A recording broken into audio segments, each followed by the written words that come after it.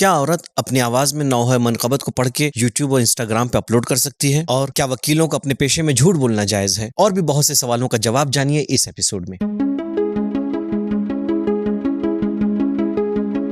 بسم اللہ الرحمن الرحیم۔ سبیل کمنٹ کے اس نئے ایپیسوڈ میں آپ کا استقبال ہے۔ دوستوں، ایام فاطمیہ ختم ہو چکے ہیں۔ خدا سے دعا ہے کہ وہ ہماری عزاداری کو بہترین طریقے سے قبول فرمائے۔ بی بی کی شہادت کی تاریخ گزر چکی ہے اور ابھی کچھ 2 ہفتے میں بی بی کی ولادت کی تاریخ آنے والی ہے۔ یہ وہ زمانہ ہے کہ جب ہمیں چاہیے کہ زیادہ سے زیادہ جناب زہرا سلام اللہ علیہا کی سیرت کو سمجھیں، ان کی سیرت پر عمل پیرا ہونے کی کوشش کریں۔ آئیں اپنے اس پروگرام کا آغاز بھی بی بی دو عالم کی ایک حدیث کی روشنی میں کرتے ہیں۔ اس حدیث کو علامہ مجلسی نے اپنی کتاب بہار الانوار میں رقم فرمایا ہے۔ آپ فرماتی ہیں، من اسعد الی اللہ خالص عبادت احبط اللہ عز وجل افضل مصلحت۔ جو اپنی خالص عبادت کو اللہ کے لیے بھیجے گا تو اللہ تبارک و تعالی بھی اپنی بہترین مصلحت کو اس کے لیے نازل فرمائے گا۔ آج ہم سب چاہتے ہیں کہ خدا ہمارے لیے بہترین مصلحت کو اپنائے، خدا ہمارے لیے بہترین مصلحت کو بھیجے۔ بی بی نے اس کا ایک آسان سا فارمولہ ہمیں بتایا ہے کہ ہم جتنا اپنی عبادتوں کو خالص کرتے چلے جائیں گے، اتنا ہی پروردگار کی مصلحتیں ہمارے لیے بہترین ہوتی چلی جائے گی۔ آئیں اپنی عبادتوں کو صرف اور صرف خدا کے لیے خالص کریں۔ چلے دوستوں، ہم اپنے پہلے سوال کی جانب چلتے ہیں۔ طاہرہ خاتون سوال کرتی ہیں، کیا لڑکیاں خوشبو لگا کر باہر نکل سکتی ہیں؟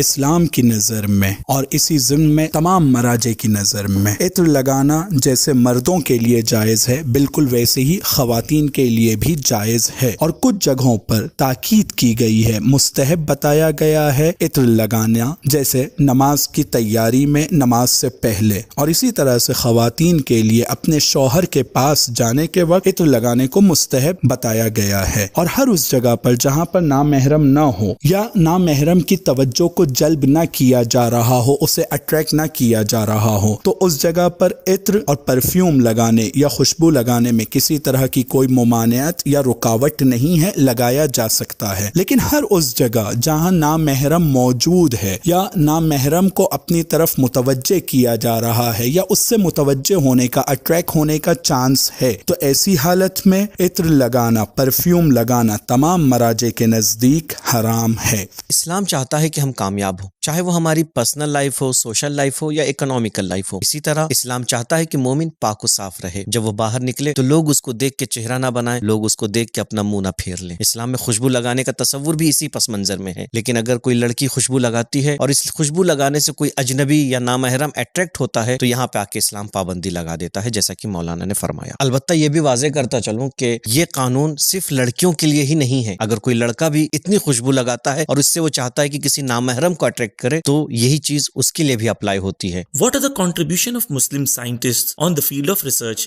May I know the answer of my question in a brief video, please? آج پوری دنیا میں یہی شور مچایا جاتا ہے کہ جتنا بھی علم ہے وہ ویسٹرن دنیا سے ہم تک آیا ہے، لیکن ایسا نہیں ہے۔ دوستوں، ایک زمانہ تھا جب مسلمان اپنے عروج پر تھے، مسلمانوں کو علم کے سورس کے حوالے سے دیکھا جاتا تھا۔ پوری دنیا میں جو بھی تشنگان علم اور جن کو بھی علم کی چاہت ہوتی تھی وہ اسلامک ممالک کی طرف آتے تھے، چاہے وہ بغداد کی یونیورسٹی ہو یا اسپین کی لائبریری۔ لیکن انڈسٹریل ریولوشن کے بعد یورپ نے علم کے میدان میں کافی ترقی کی اور مسلمان اس زمانے میں نزول کرتے ہیں۔ لیکن اس زمانے میں بھی جب یورپ علم کے میدان میں ترقی کر رہا تھا، اس زمانے میں بھی اگر کوئی سورس آف نالج تھی تو وہ مسلمانوں کی لکھی ہوئی کتابیں تھیں، جیسے ابو علی سینا کی کتاب، جیسے ابو نصر فارابی کی کتاب، جیسے جابر ابن حیان کی کتابیں۔ آپ alislam.org کی ویب سائٹ پر کچھ کتابوں کو رجوع کر سکتے ہیں۔ The Contribution of Islamic Civilization to Scientific and Technical Advancement of the World، یہ کتاب جہان بخش ثواقب نے لکھی ہے۔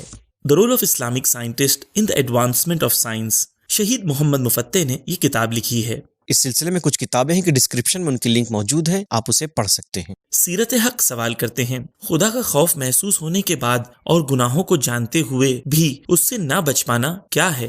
آپ نے جو سوال فرمایا ہے اس کا مختصر سا جواب یہ ہے کہ انسان اللہ کا خوف ہوتے ہوئے بھی گناہ اس لیے کرتا ہے کہ اس کو اللہ تعالیٰ کی ذات اقدس سے متعلق جو معرفت حاصل ہوتی ہے وہ نہایت معمولی اور سطحی ہوتی ہے، اور اسی سطحی اور معمولی معرفت کے نتیجے میں جو خوف اس کے دل میں پیدا ہوتا ہے وہ بھی سطحی اور معمولی ہوتا ہے۔ اسی لیے جب شہوت کا حملہ ہوتا ہے تو وہ جلدی زائل ہو جاتا ہے اور پھر انسان آسانی سے گناہ کر بیٹھتا ہے۔ دوسری وجہ یہ ہے کہ انسان جس گناہ کا ارتکاب کرتا ہے اس کی قباحت و غلاظت کو باقاعدہ نہیں جانتا، اور اس گناہ کے کرنے سے اس کی روح پر کتنے بھیانک اثرات مرتب ہوتے ہیں اور آخرت میں کتنے خطرناک نتیجے اس گناہ کی وجہ سے برآمد ہوں گے وہ اس سے ناواقف ہوتا ہے یا ان نتائج اور بھیانک خطرات سے واقف بھی ہوتا ہے تو ان کا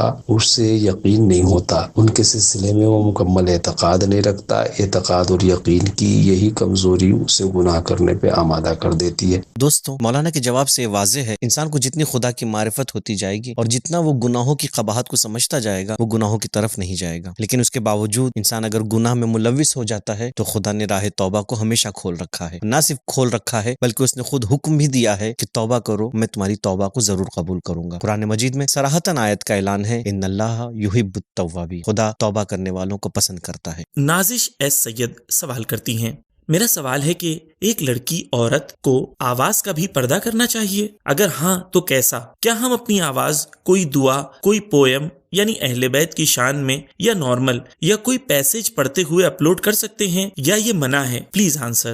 کیا عورت کے اوپر آواز کا پردہ کرنا بھی ضروری ہے؟ جی نہیں، عورت کے اوپر آواز کا پردہ کرنا ضروری نہیں ہے، لیکن ضروری ہے کہ عورت دو چیزوں سے، دو پوائنٹ سے پرہیز کرے۔ پہلا پوائنٹ یہ ہے کہ کہیں پر بھی عورت اس آواز کو آگے پیش نہ کرے کہ جس سے کوئی فساد برپا ہو سکتا ہے، کوئی غلط کام برپا ہو سکتا ہے۔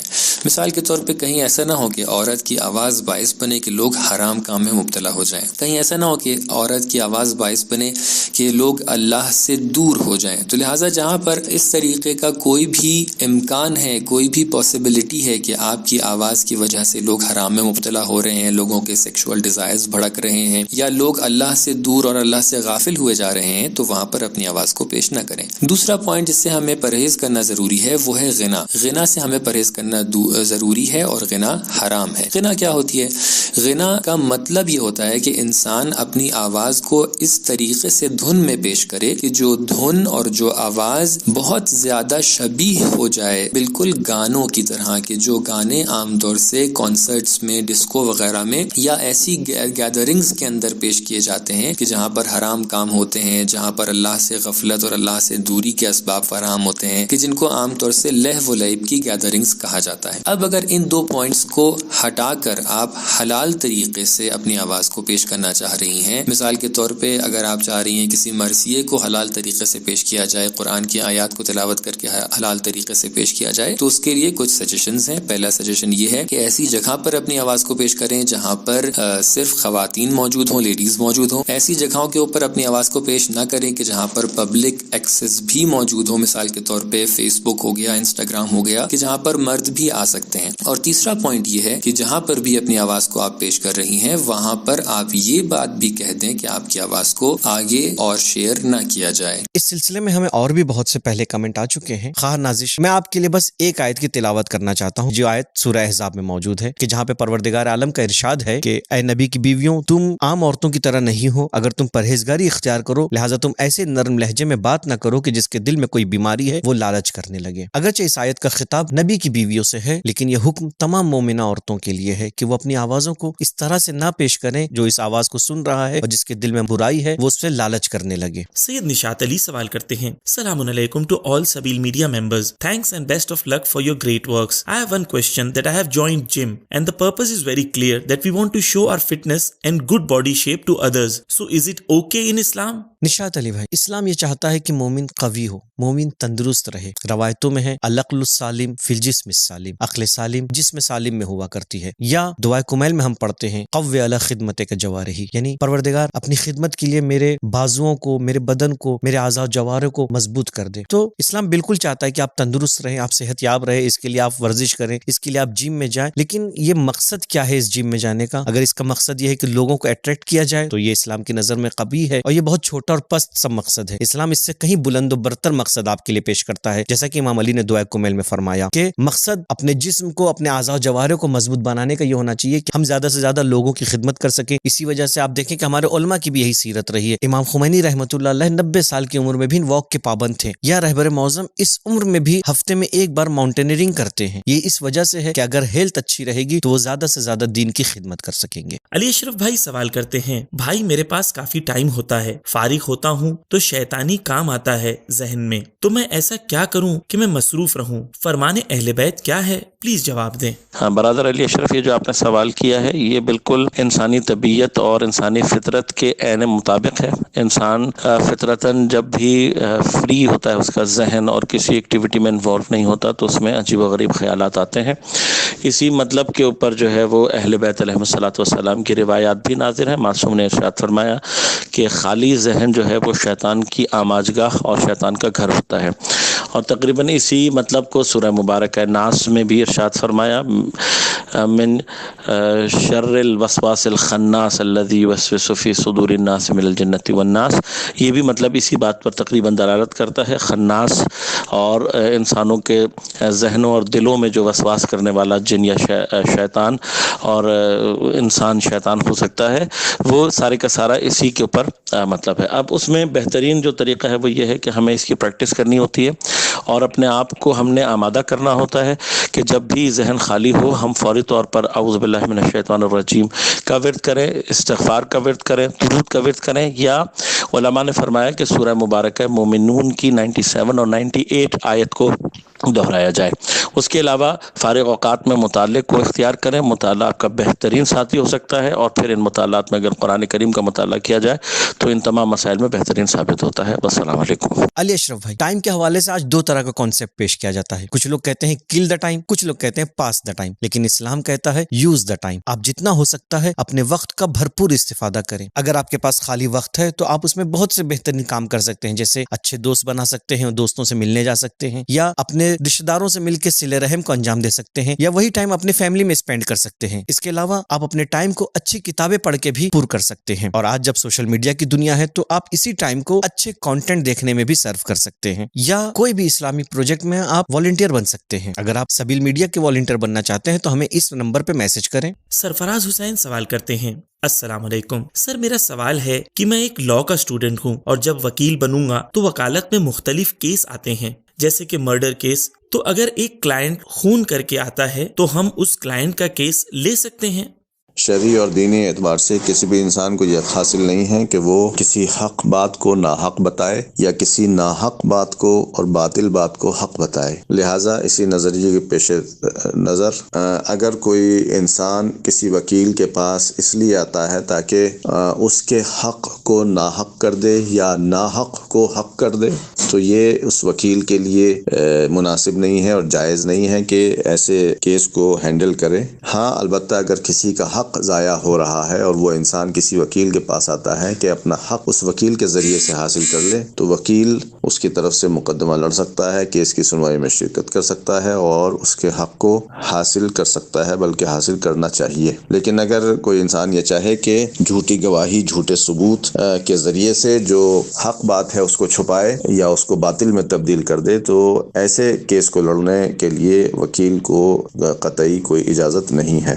سرفراز حسین بھائی, وکالت میں کوئی پرابلم نہیں ہے, آپ اسے پازیٹیو لیجئے. خاص کر آج ہمارے معاشرے میں کتنا ظلم پایا جاتا ہے. اگر آپ کے پاس وکالت کا علم ہوگا تو آپ یہ سوچیں کہ آپ ظالموں سے مظلوموں کا حق لے کے انہیں دلا سکیں گے. ضرورت ہے کہ آپ اپنی فیلڈ میں اعلیٰ ترین مقام تک پہنچنے کی کوشش کریں, ہر قسم کی ایکسپرٹیز حاصل کرنے کی کوشش کیجیے. ہمارے ائمہ کی بھی یہی سیرت رہی ہے. امام حسین علیہ السلام اسی عدالت کو اجرا کرنے کے لیے کربلا کے میدان میں شہید ہو جاتے ہیں. امام زمانہ عجل اللہ تعالی فرجہ شریف جب تشریف لائیں گے تو آپ دنیا میں عدالت کو بھر دیں گے, جیسا کہ ارشاد ہوتا ہے یملؤ الارض قسطا وعدلا کما ملئت ظلما وجورا, یعنی جس طرح سے زمین ظلم و جور سے بھر گئی ہوگی امام آ کے اسے عدل و انصاف سے بھر دیں گے. لہٰذا آج ہر منتظر کی ذمہ داری ہے کہ وہ اپنے سماج میں ظلم کو ختم کرے اور عدالت کی راہ کو ہموار کرتا چلے. تو دوستوں, یہ تھا ہمارا آج کا ایپیسوڈ. امید کرتے ہیں آپ کو پسند آیا ہوگا. ہمارے اس پروگرام کو آپ کے سوال اور آپ کے کمنٹ بہتر بناتے ہیں, تو آپ جتنا زیادہ کمنٹ کریں گے, سوال پوچھیں گے, اتنا ہی ہم اچھے سوالوں کا انتخاب کر کے آپ کے سامنے پیش کر پائیں گے. تو ہر سنڈے آپ سے ملاقات ہوگی. خدا حافظ.